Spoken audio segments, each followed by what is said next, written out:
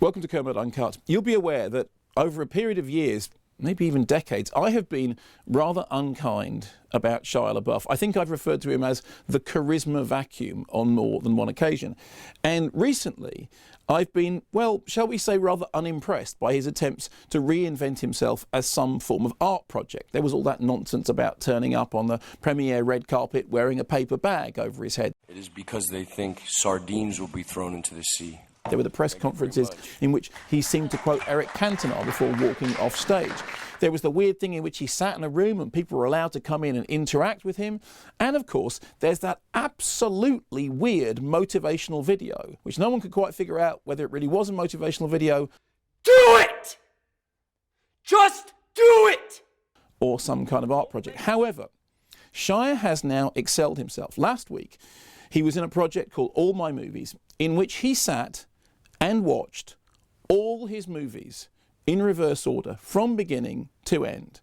And you were able to watch Shia watching his movies due to a live feed. You could see his reactions. You could see him sitting through movies like Transformers 3 and Transformers 2 and indeed Transformers. Now, there has been some hilarity on the internet in response to Shia's latest project. There are a number of screen grabs of him watching and reacting to his films, sometimes appearing bored, sometimes appearing to cringe, at times looking like he just wants to run out of the theatre. And obviously, people have focused on this aspect of the project.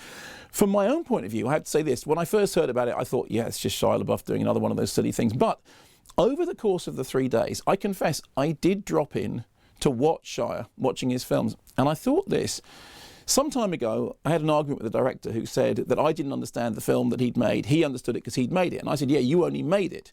I actually watched it. And I've said for a long time that the art of watching a movie is very different to the art of making a movie. In fact, one of the things that film critics have to do is watch films in a way that perhaps some people wouldn't want to do. When it comes to Shia LaBeouf, I can't imagine anything worse than subjecting somebody to his entire back catalogue. I mean, there are some gems in there. I'd quite like A Guide to Recognising Your Saints, but generally the movies are not terrific.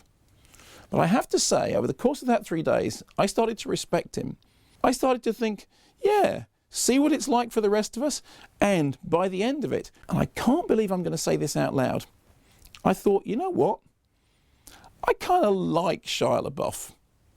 If you're tired of starting over, stop giving up.